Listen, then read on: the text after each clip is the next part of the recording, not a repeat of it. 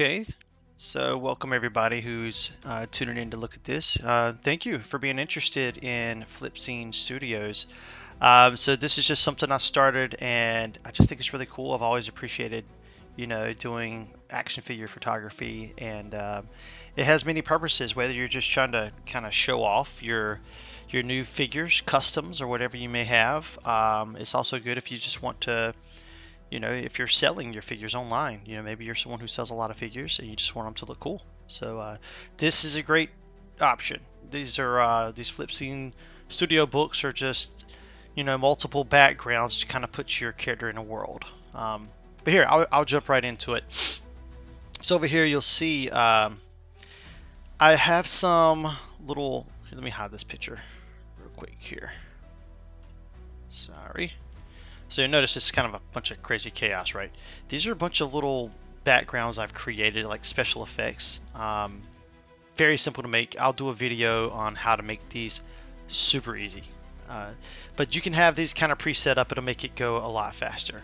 Now, granted, I'm using Photoshop, but I know they have some free options out there. Like, I don't know if it's pronounced Photopea or Photopea or how you pronounce it. But in any case, so here is the photo. This is the raw photo I took with my iPhone of the action figure on one of these scenes. This one is the Mystical Temple. This is found in book number 1. I think it's fitting for this hand ninja here. So, but let's utilize some of the tools that they have today that just makes life so much easier when it comes to editing. So for starters, what I'm going to do is I'm going to select this main image here, and we're going to ask it. So I'm gonna select this. What's it called here? It's like some sort of selective tool here. Quick selection tool. There we go. All right, so we're gonna just choose that, so it gives us these options up here at the top, and we're gonna say select the subject. If you're lucky, it's gonna come in here and select them pretty darn good. As you can see, it's super smart these days. That's perfect. I already like it. So I'm going to say Control C. It might be Command C if you're on a Mac, but Control C to copy it. And I'm going to do Control Shift V to paste it. Now the reason I hold the Shift is because that will place it exactly where it's at. It's not going to like paste it slightly off from where it was. So now it is perfectly laying exactly where it was. So that's Control Shift V. All right, so now you see we got our little guy here. He's cropped out. He's ready to go. So make sure you're on this back layer. I'm going to grab this little square marquee tool, and I'm just simply going to highlight right across that little spiral binding. Now, the reason the spiral binding is even here in these books, why I've chosen to go with this method, is because it allows the book to actually sit flat on the ground and stand flat up in the back. So you can lean it against literally anything and take photos. If this were a regular binded book, it would create that bevel where it meets down in the middle. It kind of arches it, and you can't stand a figure on it. But with the spiral background, the spiral binding, it allows you to lay the book flat and have the back up. So if you were to just imagine right now, if you were to go open up a dictionary or an encyclopedia, the pages curve inward, the stack of pages right there where it binds at. That's no good for trying to stand it up in the back or trying to stand a figure on the floor. So with this spiral binding, it allows for a much easier experience. But the only, caveat to that is you got to just edit it out. So back to this, let me show you how simple that is. Get your square marquee tool and you're highlighting it. Remember, your other figure over here is in the foreground. He's above that layer, so he's not going to be touched at all. So back here, we're just going to say, I click in here and I just say, I don't type anything. I just click there to let it know that I want it to generate something, and then I click the generate button. Just give it a second. It's going to do its magic. And you'll have a couple of options here. Usually gives you 2 or 3. Beauty is you can keep hitting the button over and over and over, and it'll give you more and more options to choose from. Let's see. That one's not bad. Let's keep looking. Oh, that was pretty cool. Ooh. I think I like that one the best. It's just the ground kind of goes back. So that looks good to me already. Okay. So what I like to do, just to kind of, I guess solidify things a little bit, I'm going to click this layer, and I'm going to hold Shift, and I'm going to click this layer and hold Control and select that layer. I'm going to do Control E to merge these together. Boom. So now if I hide this guy. I'm sorry, I don't want to hide him. Um, this spiral binding is gone. Now it already looks great. You could be done right here, but I always like to go the extra mile. Now this layer right here, we have the figure itself. Remember, he is separate, so you can still put things behind him. So that's where these special effects come in. It's not necessary. The picture already looks great, but if you just want it to have that cinematic touch, you can come in here. I like, this is a mystical, temple. It looks like it's night. There's some foggy elements in the background. So here's some smoke, cloud, or fog, whatever. This is some that I've made, and again, I'll show you how to make these in another video. I'm going to hold Alt so that I don't overwrite this. It's going to make a copy of it. So I'm going to hold Alt, and I'm going to drag a copy up here, and I'm going to put it underneath his layer. I'm going to press V so I can move it here, and I'm going to put that behind him a little bit. That's already looking pretty sweet. Now if that's too bright, you can bring that down a little bit, that transparency, to make it look a little more, spooky. Now I'm going to take that same one again. I'm going to hold Alt because I want to make a copy of it, and I'm going to put it above him. That way it's in front of him. All right, so that way it kind of puts him in the mix a little bit, but I don't want it to look exactly the same as the fog behind it, right? So what I'm going to do is I'm going to actually select it, and I'm going to just simply flip it.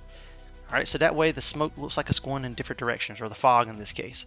The one in the foreground, I might make it a little bit more potent. Is that the right word? I don't know. So let's see. You can make it, bigger. Slide it down out of frame a little bit. Whatever you want to do here. I might make it a little less. There we go. Alright, cool. So that looks cool already. Let's go see what other effects I have. This little moonlight would look pretty cool, I think. So I'm going to hold Alt, and I'm going to drag a copy of that one.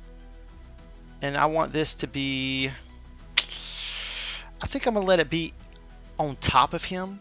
That way this blue lighting looks like it's kind of coming down in front of him a little bit.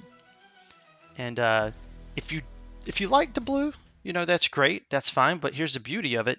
You can change it to whatever color you want. A lot of times I like to just come up here to saturation and just make it black and white. And then it'll just look like whatever color, background you're already working in. It'll match it. But the blue, I'm going to bring that back up. It actually doesn't look bad for this. It's kind of a nighttime feel, right?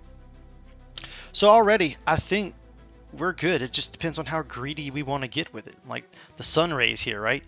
I could hold Alt. Let's drag a copy of those sun rays up here. Again, I'm going to put it in front of them, and we can resize it. Don't worry. I'm going to kind of put it off to the side. It's not going to be sun rays though, because this is nighttime, right? So let's come up here and let's change it to just some, let's take the yellow out, and then it's just general light of some mysterious source coming into the side frame. If you want it to match over here with this light, let's just click it, flip it, and now it's coming from that direction. And let's drag it over here like it's coming in. All right, now let's just say it's too much on him. Hey, it's affecting my figure too much. Get your eraser out and, erase. Not like that. You probably want it to be a soft brush. Okay, let's see, and maybe even more transparent, but you can kind of get it off of the areas that you don't want it. You know what I mean? Yeah, that's looking pretty cool. It's already looking pretty cool. I may just bring it down here some too. There we go. I like that. So here's kind of a cool picture already. Let's just grab this.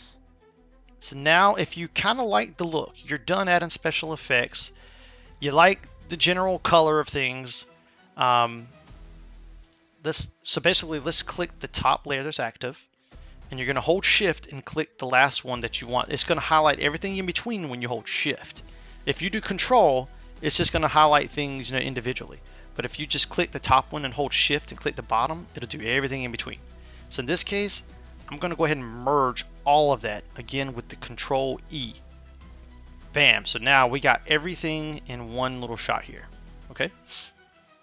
Now, Again, you can be done right here. It all depends on the quality you want to put into it. Keep in mind, the reason this video is taking the time that it is because I'm talking, I'm trying to explain to you.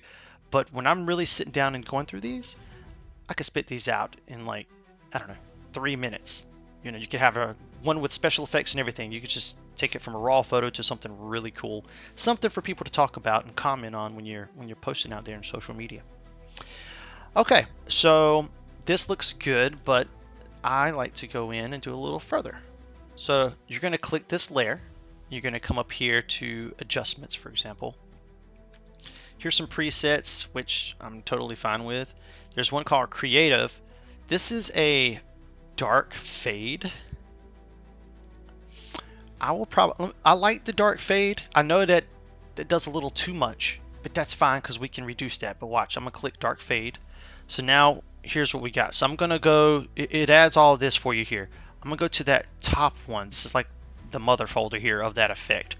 And I'm just going to bring it down a little bit, maybe to like, I don't know, 40% or so. And you can see if I hide that layer, it doesn't do a whole lot. It just kind of gives it a little bit of that cinematic feel. You know what I mean? Like it's a scene out of a movie or something. I've always liked that. I don't know. And then finally, let's merge those two together. Again, highlight both of them. Control E. Now that's permanent.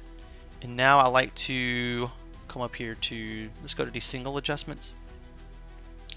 And this is where I like to go to the levels. Let's bring the darks up a little bit. All right, and then maybe let's go expose some of it. Just feels a little brighter. I don't know. All right, and I don't know. We could be done. Are we done? You know, that's the beauty of it. You could really just whatever you're feeling. You know. I'm gonna go down here. So this is just my logo that I have. I put these on all my photos so that you guys will know which ones I'm making. You know, others are going to be sharing their photos, but I have my little logo here. It's just a little ping file, and I like to just put it up here. And I will usually bring that transparency down because I still want you to see the image behind it, you know, like some of that texture in the ground. But all in all, that's it. There you go. You have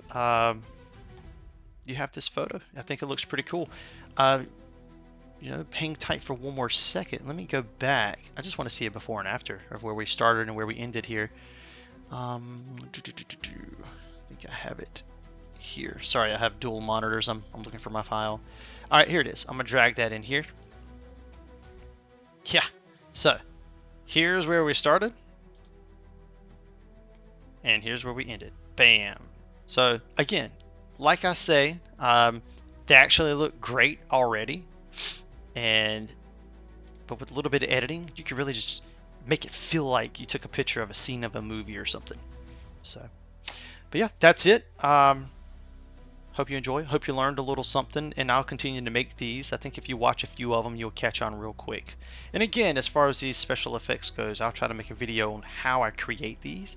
You can literally get a lot of these images off of Google, or if you have, you know, some sort of AI generator, you can get it to create unique images each time, over and over and over. But I'll do a tutorial on those, and then save yourself like a PSD file that already has this set up like a template. Just put them all in here like I did in a group, and save it as a template. Then you can just drop in your photos when you open that template, and you'll have all this ready to go. But again, I'll explain all that in another video. All right, thanks for watching, and yeah, I want to see some of your pictures, so post them out there and tag Flip Scene Studios. All right, thanks.